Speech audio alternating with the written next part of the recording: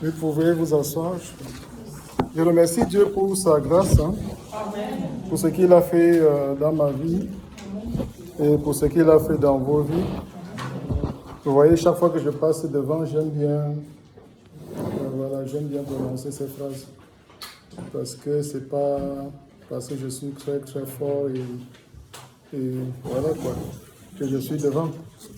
Et que si je prends des exemples concernant aussi de temps en temps ma propre vie, c'est quelque chose que moi je connais, en fait, que j'ai maîtrisé.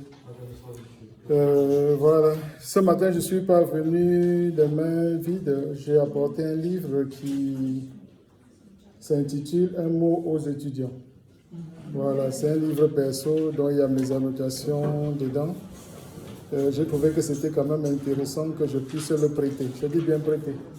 Voilà, on est à la rentrée scolaire et je crois que les 2 ou 3 étudiants, c'est combien d'étudiants ici, vous savez pas?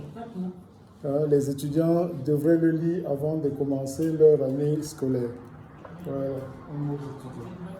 Après, pour la bibliothèque, j'ai apporté un livre assez intéressant intitulé Accomplir sa mission. Amen. Voilà, bon, les mamans des ministères peuvent, de venir s'inspirer de pas mal de choses dans ce livre et tout le monde peut en profiter. Bon, je donne à qui le livre? Voilà. Comme ça, il pourra bien accomplir sa mission dans l'intercession. Voilà. C'est bien de glaner, vous voyez, de temps en temps des choses. Vous voyez, à la prière, il y a l'expérience, mais il y a aussi ce que d'autres personnes ont vécu et qu'ils ont consigné, en fait. Voilà, ça aide dans pas mal de domaines. Voilà, aujourd'hui, nous allons parler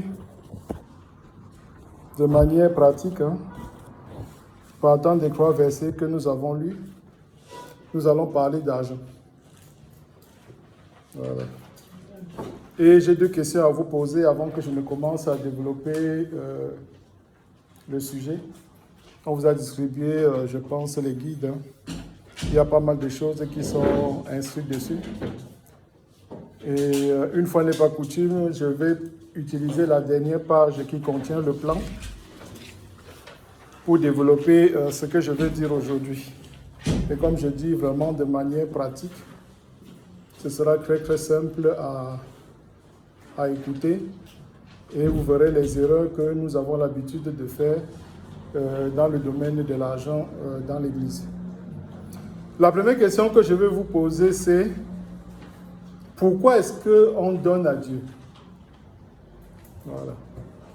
Parce que généralement, quand on dit on donne quelque chose à Dieu, beaucoup voient que de l'argent. Alors que c'est vraiment quelque chose qui est, qui est global.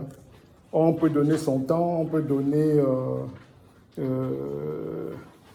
de l'argent, on peut donner pas mal de choses.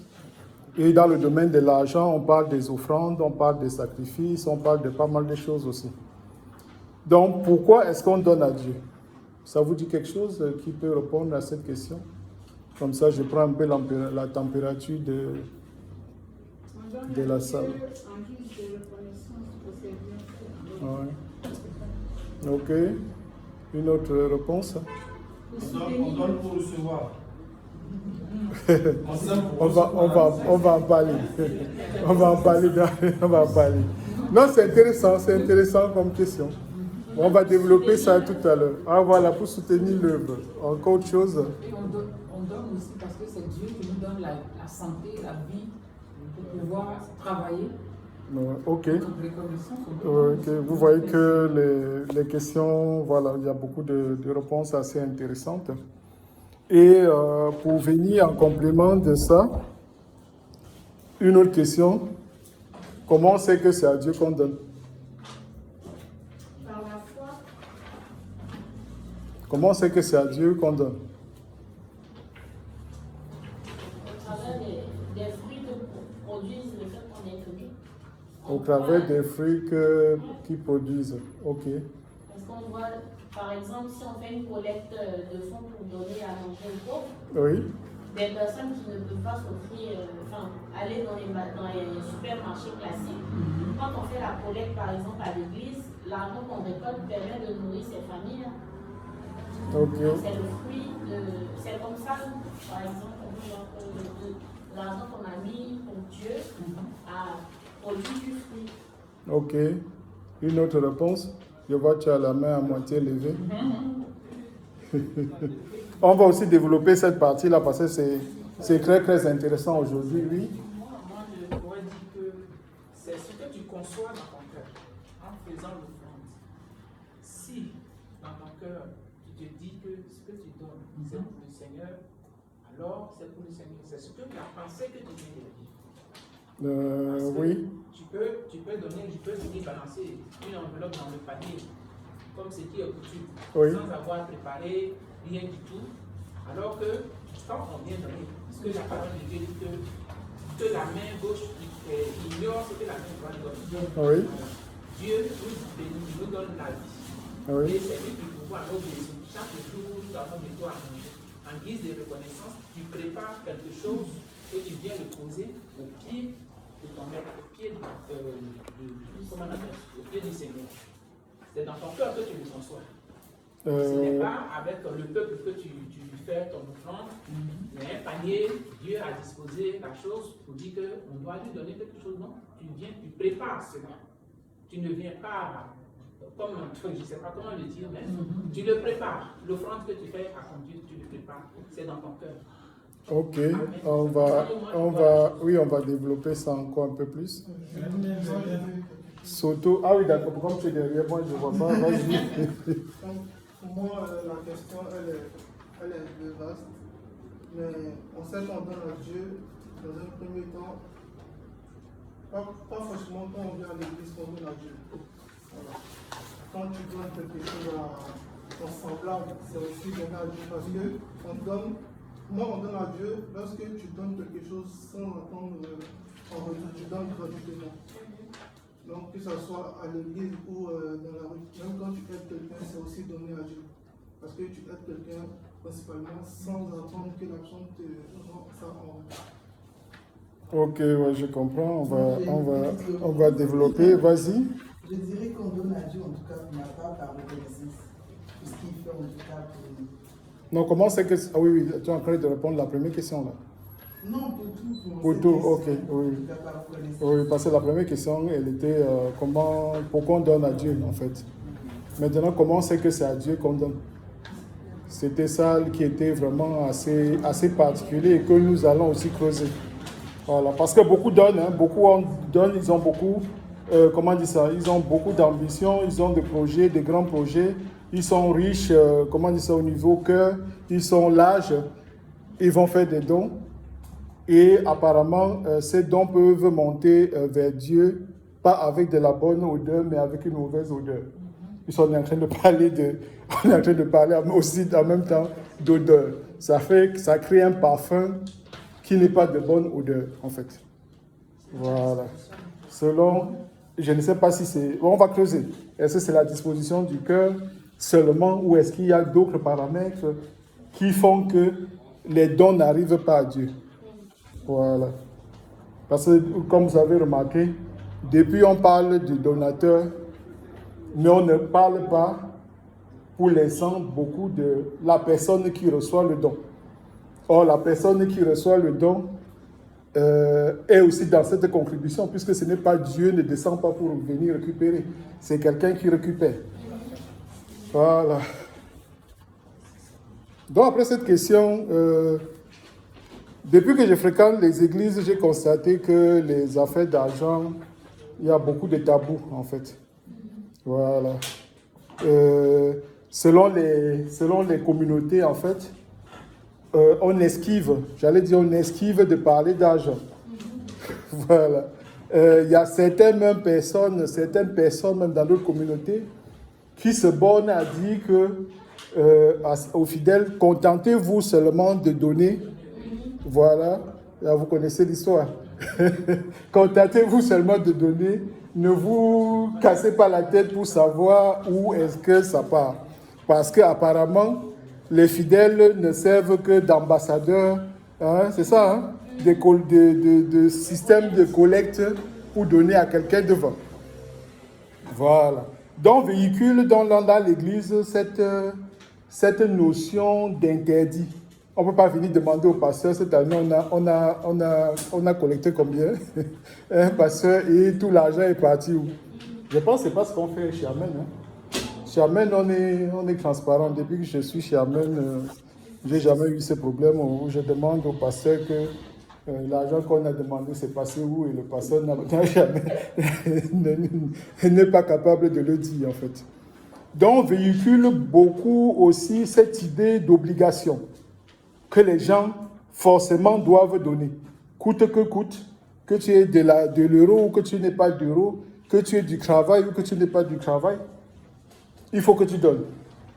Et la preuve, je reviendrai, c'est tout souvent ça qui fait cette prière-là, après la collecte. On se dit que parce qu'on a prié que, comme tu n'avais pas de travail avant, et on a prié que ceux qui... Hein, c'est ça, non, monsieur le maître de cœur? On prie que Dieu donne le travail aux gens pour qu'ils viennent aussi donner à l'église. Ça veut donc dire que les gens qui ne donnent pas, ils sont un peu en tort, en fait, par rapport à cette prière. Mais est-ce que c'est vrai? On va développer. Donc, depuis que je suis arrivé à l'église, peut-être que j'ai rencontré que des mauvaises, je n'ai pas dit mauvaises personnes, ou peut-être ma compréhension.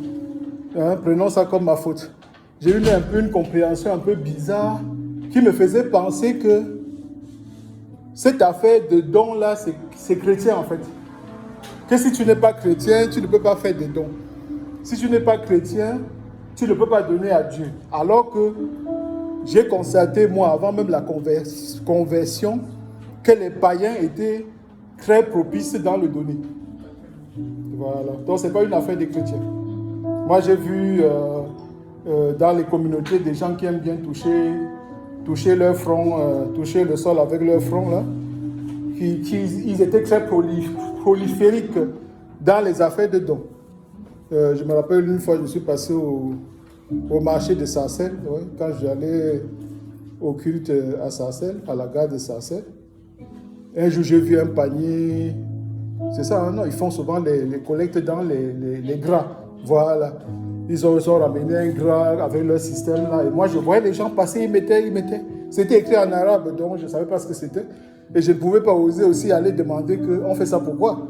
Donc, en tant que spectateur un peu curieux, pour ma propre culture, j'ai vu cela. Et en plus, ça marchait. Hein. Le sac, le gars remplissait bien le sac.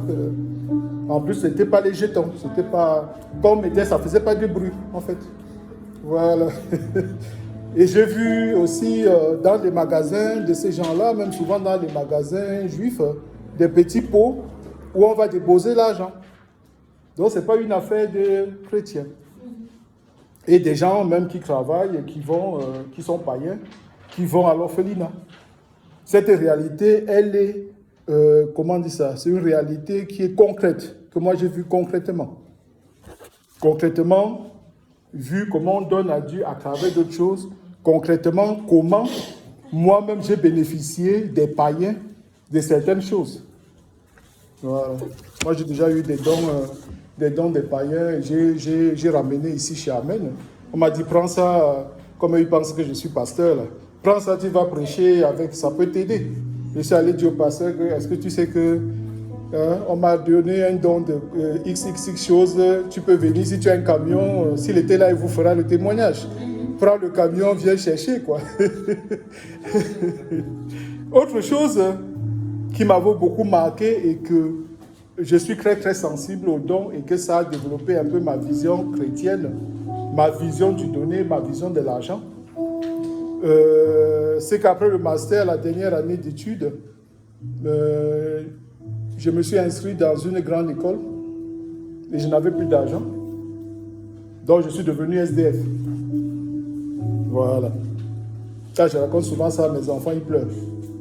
J'étais devenu SDF et c'est grâce aux dons que j'ai pu terminer mon année scolaire. Amen. Voilà. C'est quelque chose, je rends toujours grâce à Dieu par rapport à ça. Donc la plus grande erreur que l'on fait aujourd'hui dans l'histoire du don, et c'est ce que nos deux premières questions ont commencé à éclaircir cela, c'est que quand on se positionne sur le don, habituellement les gens voient le moi. Hein? C'est comme ça que je peux appeler ça. Le moi, ça veut dire je. Je suis je. Ça veut dire je suis l'initiateur du don, en fait. Et d'autres personnes vont voir le toi ou le pasteur. Hein? Le pasteur a dit qu'il faut qu'on donne 50 000 euros. Hein, c'est ça. Hein? Après avoir lui-même dépensé beaucoup de trucs pour faire des bêtises, il revient, il demande aux chrétiens de cotiser. Donc les gens se disent, c'est le pasteur qui initie les cotisations. C'est le pasteur qui initie les dons. Alors que ce n'est pas ça. Le pasteur peut beau parler de la donation, mais ce n'est pas lui qui devrait venir dans les cœurs de chaque personne qui sont censés donner, de donner. Voilà.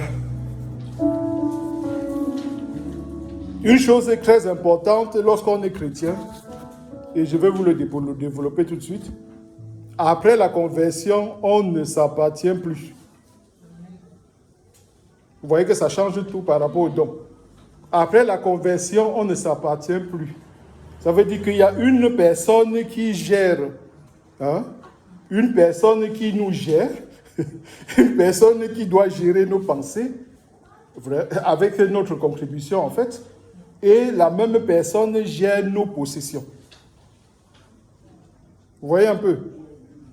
Donc la première personne qui intervient dans l'affaire de don, c'est Dieu lui-même. C'est Dieu qui met le bon vouloir dans le cœur de chaque personne en fonction de son bon plaisir. Voilà. Donc lorsque on développe cette partie, on pourrait dire sans d'autres mots que c'est Dieu qui dit quand et c'est Dieu qui dit quoi donner quand on est son enfant. Même si le pasteur ou je ne sais pas n'importe quel bishop avec méga église arrive et dit que Dieu m'a dit que tu dois donner 1000 euros pour que ça rachète, c'est ça, hein? Pour que ça rachète tous les péchés de ta famille. Hein? Toi, tu devrais aller dans ton cœur, je ne sais pas, et te dire, si tu t'es vraiment soumis à Dieu, tu devrais te dire, est-ce que Dieu lui-même, est-ce que j'ai un problème avec Dieu pour qu'il n'ose pas venir me dire que je dois sortir les 1000 euros pour son œuvre. Voilà. Parce que c'est Dieu qui dit quand et c'est Dieu qui dit quoi tu dois donner. Il y a des exemples dans la Bible hein, où j'ai regardé dans mes notes, je vois là de l'Exode 31 où Dieu avait demandé à Moïse de dire au peuple de collecter les choses pour le tabernacle. Voilà, donc les cœurs du peuple étaient touchés. Ils ont rassemblé tout cela pour venir donner.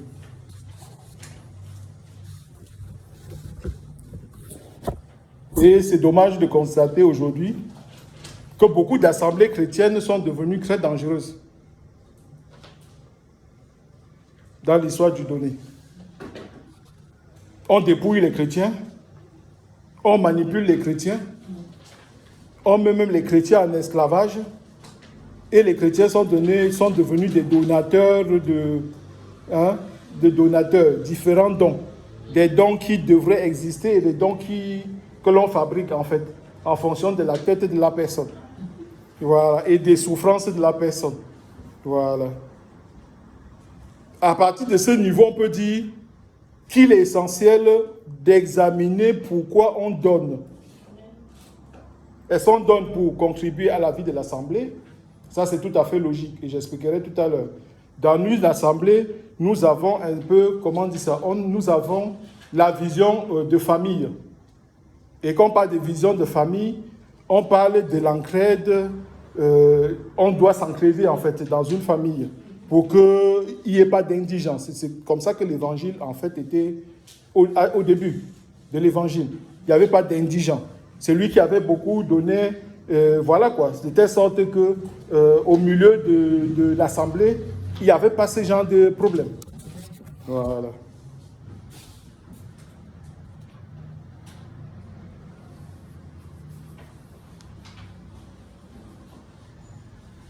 Allons un peu dans les bonnes pratiques du don. Moi, j'ai sauté un truc parce que je reviendrai dessus. Allons dans les bonnes pratiques du don. Ensuite, on verra les mauvaises pratiques du don. Et je vous expliquerai un peu le sens spirituel du don. Bonne pratique du don. On doit donner volontairement et dans la joie. Voilà, je vous ai écrit ça. C'est assez curieux parce que, comme j'ai dit, j'ai fréquenté aussi beaucoup d'églises et j'ai rencontré ça. Des gens qui faisaient des dons, mais après, ils n'étaient pas contents, quoi. Ils donnaient des dons, mais après avoir fait des dons, ils étaient dans la tristesse. Voilà. Donc ça marche beaucoup. Souvent, ils n'ont pas la force de dire que le monsieur qui est devant, qui nous a dit de donner, est en train de nous tromper. C'est un peu bizarre parce que la réflexion n'est pas creusée en fait. C'est comme s'il y avait une barrière à un certain moment. On est Christ, mais on ne pose pas la bonne question qui permet de remettre en cause l'affaire du don. C'est pour ça tout à l'heure j'ai dit, quand vous donnez, est-ce que vous donnez vraiment à Dieu? Est-ce qu'on peut véritablement faire ce don à Dieu et être dans la tristesse? Point d'interrogation. Voilà. Il faut donner dans le secret. Bah, j'aime ça.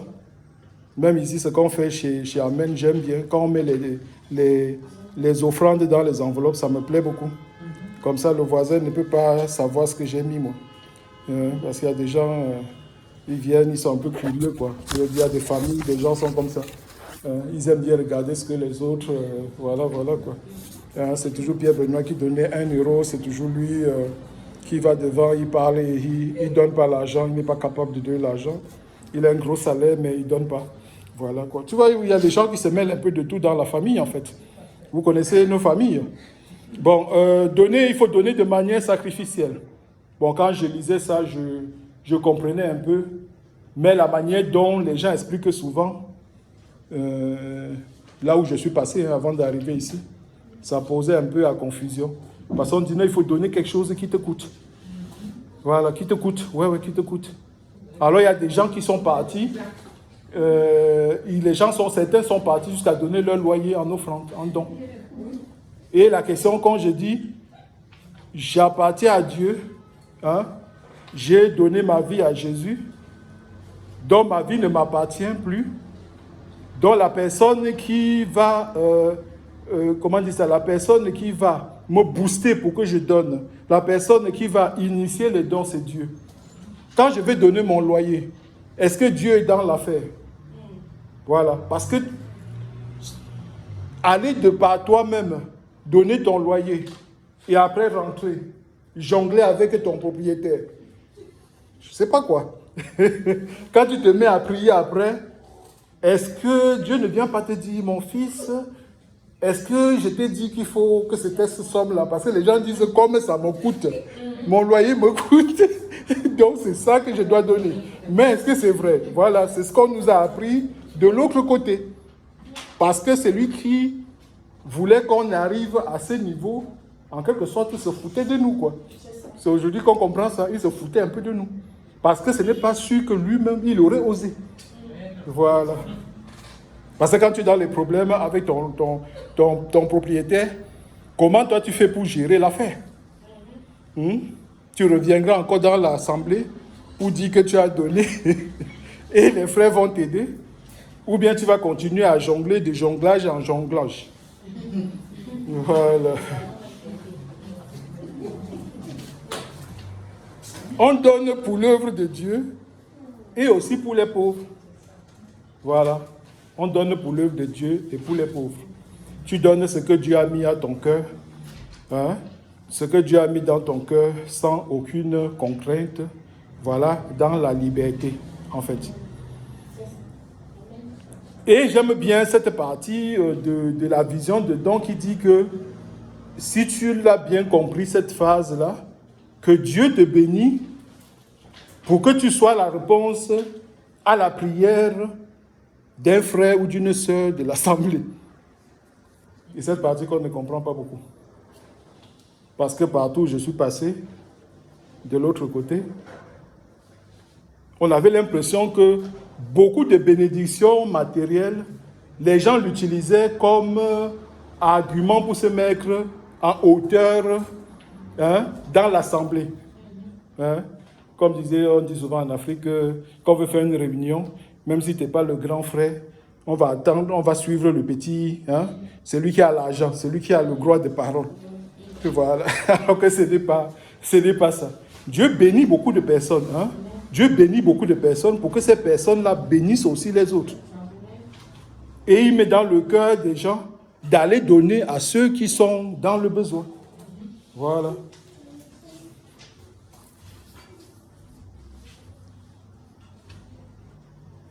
Et on verra tout à l'heure quand je vais vous expliquer qu'est-ce que l'on reçoit en donnant. Parce que on ne donne pas parce qu'on attend quelque chose. Mais chaque fois que tu as donné quelque chose à Dieu et que tu as obéi aux instructions que Dieu t'a données à travers l'Esprit qui nous a donné à la conversion, il y a toujours une récompense. Et ce que Paul expliquait dans la première lettre, c'est quoi la deuxième? Voilà. La deuxième lettre qu'on a lue aujourd'hui, qui est de Philippiens 4, 15, 20. Il dit, moi Philippiens, Paul, je ne suis pas là pour rechercher vos dons. Je vous remercie parce que vous me faites des dons. Mais comme vous me faites des dons pour l'évangile, vous faites, je disais, en bénédiction de Dieu. C'est sûr que la récompense que Dieu va vous donner, elle est énorme. Voilà, parce que l'Assemblée voulait aider Paul dans son évangélisation. On sait que l'évangélisation coûte cher en fait. Voilà. Il faut aider ceux qui sont sur le terrain. Ça, c'est un des grands principes qu'Amen avait à l'époque. Voilà, peut-être on n'a pas mis à jour certaines choses. Celui qui ne va pas sur le terrain, c'est bien qu'il donne l'argent pour que celui qui veut aller sur le terrain aille. Voilà, ce n'est pas tout le monde qui va prêcher. Mais tu peux prêcher à travers ton argent, à travers tes biens. Voilà. Et je vais vous donner un exemple, comme j'aime bien cet évangile pratique. C'est moi, quand je prêche, j'aime bien les exemples. Là. Les gens vont dire que je ne donne pas toujours les versets. Tous les versets sont là. Voilà. J'ai fait quelques recherches pendant que je préparais la prédication. Et je me suis interrogé parce que ça fait des années qu'on me parle de ça, qu'on me donne des exemples de certains dirigeants chrétiens qui donnent beaucoup d'argent. Ils sont chefs de société, ils sont, ils sont patrons des entreprises, en fait, c'est la même chose. Mais ce sont des gens qui dépensent énormément de sous pour que l'évangélisation du Seigneur, voilà quoi. Et voilà ce que j'ai lu et ça m'a beaucoup plu.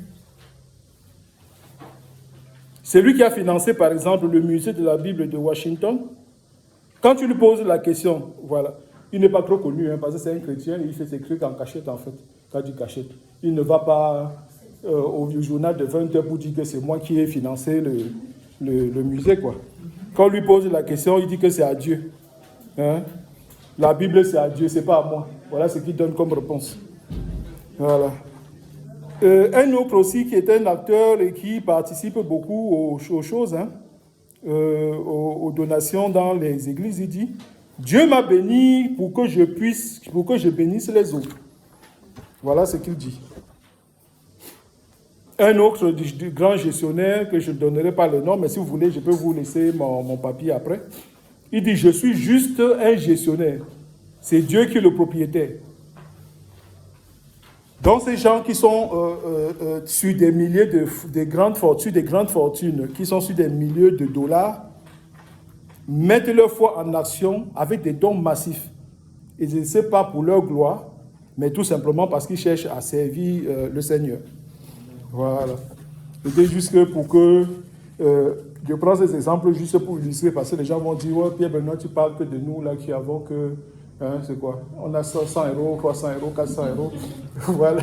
Je vais vous donner les exemples des gens qui ont des milliards d'euros, qui dorment sur l'argent, ils peuvent même fabriquer leur oreiller avec de l'argent, et qui sont des gens qui aiment bien donner.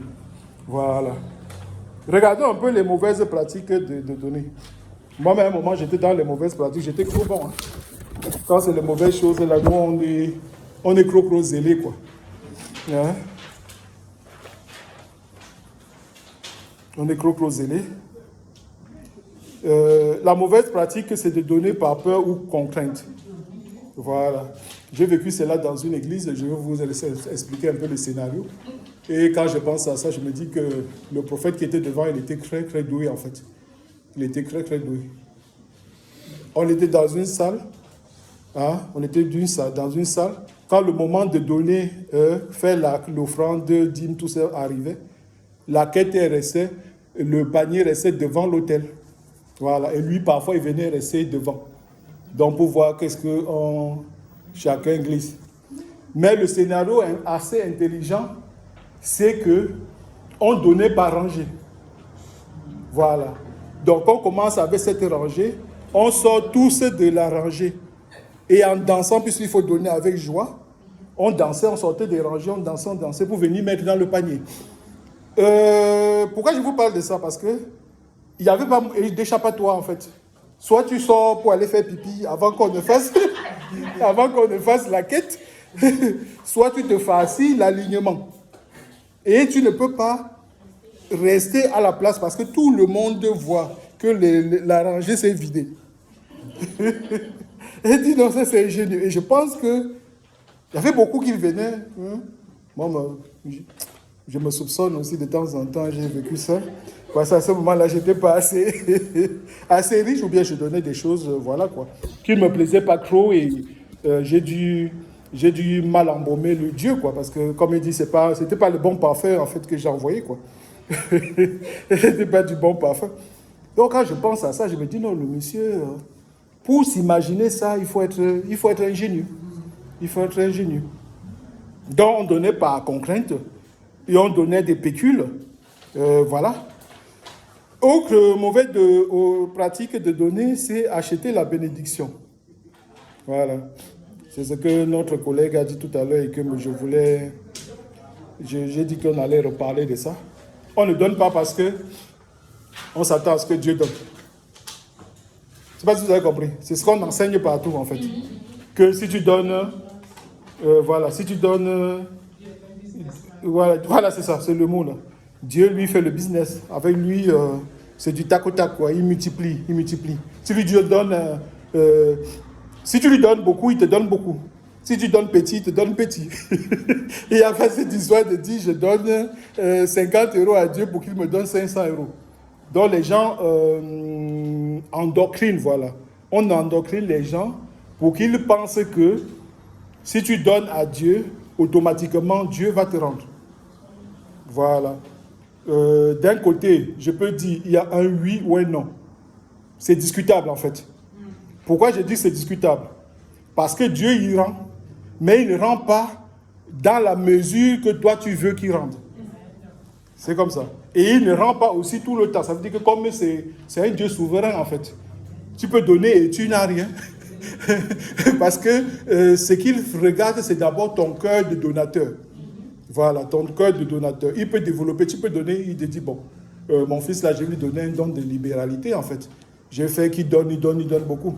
C'est quelqu'un qui donne, il ne s'attend même pas à retour, parce que ça peut arriver, et peut-être parfois même, c'est pas toi, c'est ton enfant. C'est vrai, tu comprends un peu. C'est comme ça, je vais vous juste faire un petit parallèle. Pendant le Covid, en fait, moi j'ai vu, j'étais pas tout le temps, par exemple, avec ma fille. Mais elle avait un endroit où elle allait chercher l'argent. Pas de l'argent, elle allait chercher à manger quelque part. Quand le Covid est arrivé, je suis resté, j'ai dit, mais il y a un truc un peu bizarre, monsieur Pierre. Tu passes toujours devant les paniers, là, on dépose des choses, c'est le Resto du Cœur, là. Tu ne mets même rien dans les trucs de panier des Resto du Cœur. Mais agis aussi. Donc, chaque fois maintenant, depuis ces belles lurettes, en souvenir de ce qu'ils ont fait pour ma fille, chaque fois quand je passe au club du Resto du Cœur, je dis, bon, j'ai dépensé 150, je prends 15 €, je vais mettre dans le panier du Resto du Cœur. Je dis que comme vous avez aussi aidé ma fille à une certaine époque, hein, prenez ça aussi, allez aider des personnes, voilà quoi. C'est pour te montrer un peu cette affaire. Tu peux faire des choses, tu ne reçois pas la récompense en tant que toi, voilà, mais la récompense tombe sur ta génération.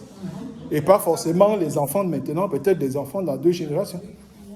Des choses se décantent, tu te dis, mais qu'est-ce qui se passe et tout, mais c'est parce que tu as un don de, voilà quoi. Tu avais donné un jour à Dieu. Et je dis bien à Dieu, hein, pas à un faux pasteur. Voilà. Et c'est pour ça que, avec cette histoire d'achat de bénédiction, je suis devenu très, très allergique, en fait.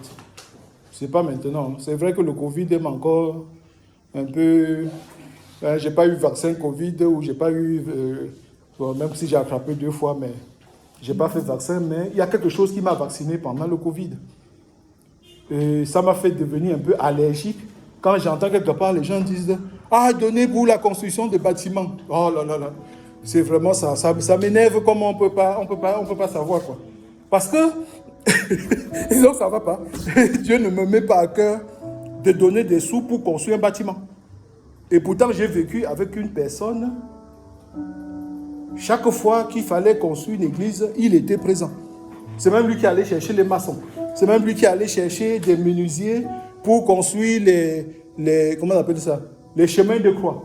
C'est même lui qui allait construire la grotte. C'est même lui qui se déplaçait pour aller à Lourdes, prendre une statue de Marie pour venir mettre dans l'église. Mais je suis sorti bizarrement. Mon affaire est devenue un peu bizarre, particulier. Je me suis dit non. On me dit oui, pylône de temple. C'est quoi pylône de temple? Il faut construire pylône. Je dis que non. On construit des méga églises et les gens meurent de faim. On construit méga églises dans un pays et il n'y a pas d'hôpitaux. Pourquoi on ne pourrait pas passer par les hôpitaux, par des maisons de prière pour pouvoir, comment on dit ça, aller vers l'évangélisation, aller vers le développement des gens. Et quand moi je parle même de maisons de prière, c'est assez particulier. Parce que ceux qui construisent même les maisons de prière, là, ils viennent recevoir des malades, mais eux-mêmes ils ne viennent pas là-bas. Hein. Quand ils sont malades, ils vont en France. Ils vont dans les pays européens. Et les gens, parce qu'ils manquent d'argent, ils viennent à la maison de prière pour qu'on prie pour eux pour la guérison. Alors que si on avait construit des hôpitaux, qu'on avait équipé des médecins, les choses auraient pu être réglées et aider beaucoup de personnes, quoi. Voilà. Une petite histoire en passant là, que je suis en train de me rappeler.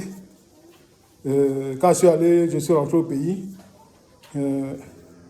je suis passé devant une église et ça m'a fait trop marrer en fait. Ils avaient construit une grotte. C'est un souvenir de la personne avec qui je marchais qui faisait ces choses-là.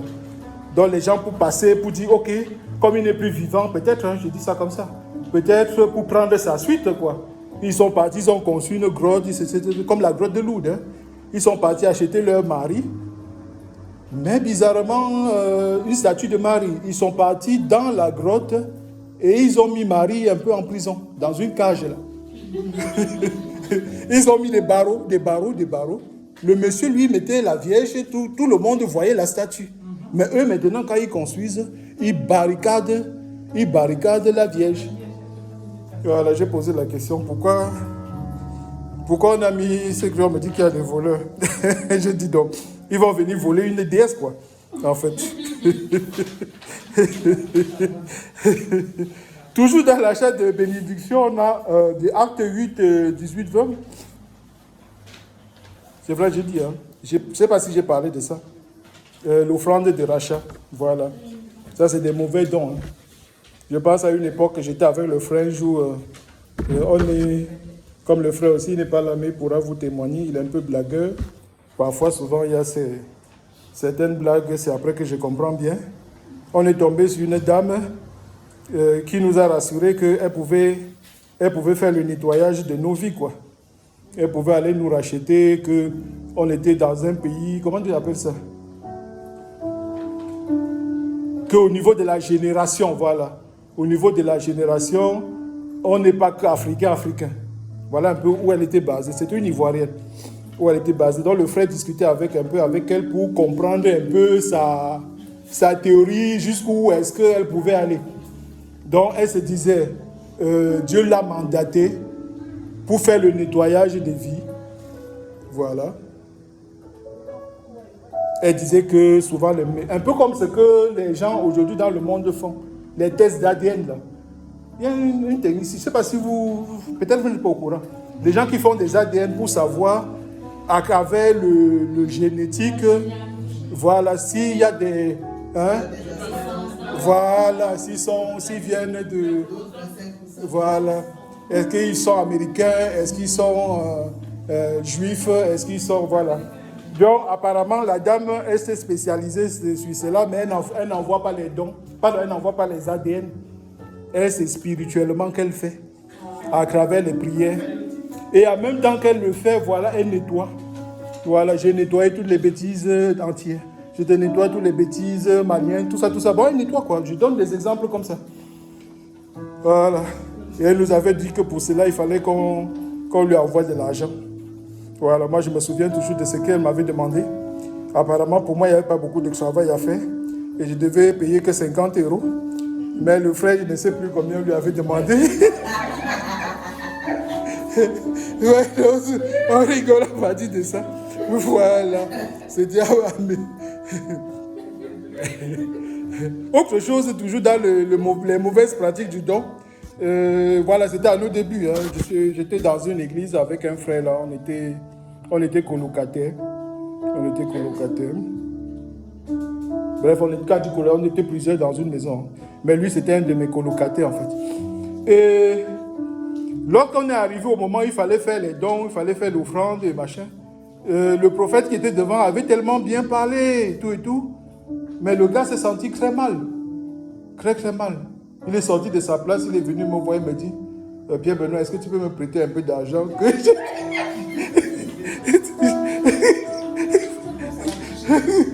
tellement. J'ai pas compris. Je ne sais plus si je lui avais donné de l'argent. Déjà, moi-même, je ne donnais pas parce que je n'étais pas convaincu de ce que le gars disait. Donc, je me vois mal déjà. Et j'ai mon 10 € que j'ai gardé là, que je lui donne à lui pour qu'il fasse le don, quoi. Voilà. Donc, voilà. Et l'une des mauvaises pratiques dans le don, comme j'ai dit, et qu'on développe les réponses que vous avez données, c'est qu'il y a beaucoup de dons qui servent à l'enrichissement des personnes. Voilà. C'est pour ça que tout à l'heure, je vous ai posé la question. Comment vous êtes sûr que c'est vraiment à Dieu que vous donnez? Est-ce que vous ne contribuez pas à l'enrichissement de celui qui est devant? Voilà. Et un frère disait la dernière fois dans son fil Facebook que nous sommes responsables en fait. Chacun est responsable. Voilà. Parce que quand le moment viendra, on ne dira pas c'est le pasteur tel qui a fait, c'est le pasteur tel qui a fait. On dit toi, ta responsabilité. Hein? Tu pleures aujourd'hui qu'un pasteur t'a menti, il a pris dîme de chiffre d'affaires. Hein? Chaque fois que tu as une affaire, il prend ta dîme dessus. C'est la faute de qui? Parce que si on devient de plus en plus éclairé et qu'on évite de suivre ces voleurs, en fait, hein? Ces gens qui sont reconnus comme ayant l'amour de l'argent, hein? On se rangerait. Il aura beau crier et dire qu'il faut que l'on cotise parce qu'il doit faire venir les prédicateurs du monde entier. Hein? Venir les prédicateurs du monde entier pour faire une conférence. Parce que le véritable reflet en fait de la conférence, des conférences que les gens financent, c'est que est-ce que ça change réellement la vie? Toi qui es même parti et qui a participé à ça, quand tu es sorti, est-ce que ta vie a changé? Et quand je parle de vie, c'est vie de péché. Est-ce que tu fais moins de péché qu'avant ou tu fais plus de péché qu'avant? C'est là qu'il faut noter, quoi. Parce que le païen, en fait, lorsqu'il fait son bilan, il s'assoit, il se dit non. Est-ce que cette chose-là, ça nous a avantagé? Et ça nous complexifie peut-être la vie, en fait. Tu donnes de l'argent, mais tu sors. Tu étais venu, si tu avais vraiment un objectif, pour que ta vie change. pour que tu sois un peu plus proche de Dieu. Bon, quand je dis proche, ce n'est pas une semaine, 2 semaines. Hein. Parce qu'il y a des gens, quand ils sortent souvent des conférences, là, ils sont très, très zélés, quoi. On est zélé 2 jours, on est zélé 3 jours, on est zélé 4 jours. Après, on tombe, on s'essouffle. Tout simplement à cause de la friction. Est-ce que les différentes conférences, les différents pasteurs du monde entier, quand ils sont venus, est-ce que ça t'a permis un peu de changer de vie? Est-ce que ça t'a enlevé la friction que tu as peut-être par rapport à la prière? Autre chose, ceux qui ont fait des milliers de kilomètres pour venir, ce qu'ils t'ont apporté, est-ce que c'est différent de ce que les gens dans le pays te disent? Voilà, c'est ça. On dit un don forcé ou corrompu ne touche pas le cœur de Dieu. Voilà.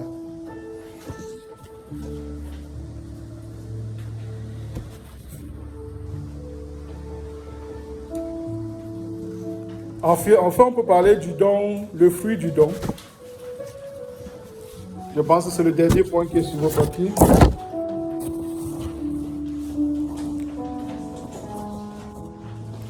Donc, chaque fois que tu fais un don qui touche le cœur de Dieu, on l'a déjà dit, Dieu s'en souvient toujours. Et pour bien préciser, il ne s'agit pas seulement d'argent. Il s'agit aussi du temps. Il s'agit de l'investissement dans le ministère. Il s'agit de pas mal de choses. Et je vais encore vous donner un exemple de ma vie parce que ce n'est ça que je maîtrise en fait. Voilà. Il y a ça et les affaires de maman. Je ne maîtrise que 2 domaines là. Quand j'étais en comment on dit ça, j'avais plus de boulot pendant un certain nombre d'années. Je suis tombé sur un pasteur qui m'a un peu intéressé. Il voulait un peu bosser avec moi. J'étais dans le domaine du web. Donc quand j'ai commencé à bosser dans l'informatique, j'ai monté les ordinateurs et tout ça. Le pasteur voulait des sites internet. Il m'a appelé, il m'a dit viens, on va travailler ensemble. Et en même temps, je cherchais du travail. J'ai fait 1 an et demi, je cherchais dans le domaine matériel que je maîtrisais et tout. Ça ne mordait pas. J'ai bossé avec ce pasteur que tout le monde connaît. Ce n'est pas un témoignage, c'est un témoignage que j'ai déjà donné ici à l'église. Il s'appelle Cassie, hein, pasteur Cassie. Je ne sais pas ce qu'il est devenu entre-temps, mais bon. À me voir travailler, à me voir l'aider, à me voir, voilà quoi, monter pas mal de choses. Il m'a dit, bien Benoît, comme il connaissait mon problème, et il priait de temps en temps pour moi, il m'a dit, tu m'as dit que tu faisais quoi là? Tu cherchais quoi là? Un jour, il me dit ça. Il me dit, mais voilà ton don. Hein? Dieu t'a appelé à faire ces sites internet, à faire ça. Cherche plutôt dans ce côté-là. Je suis resté comme ça, je suis rentré à la maison, j'ai fait mon CV. Voilà. J'ai envoyé mon CV la même semaine. 2 entreprises m'ont répondu. Et j'ai passé les entretiens. Il y a un qui a mordu. Et 2 semaines plus tard, je suis venu lui dire, pasteur Cassie, voilà, Dieu a permis, par ton conseil, que j'ai le boulot. Et pour ce boulot, je n'avais aucun CV. Je n'avais jamais travaillé dans une entreprise, à part les trucs que je faisais pour Dieu. Je montais les sites des serviteurs de Dieu à droite, à gauche. Les gens m'écrivaient partout, Pierre Benoît, monte-nous un site, tout. Le frère peut témoigner. Et dans ces histoires, il y a toujours une histoire qui m'avait intéressé.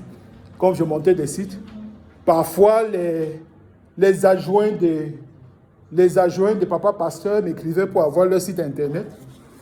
Et Dieu m'avait fait grâce d'être un peu vigilant à ce moment-là.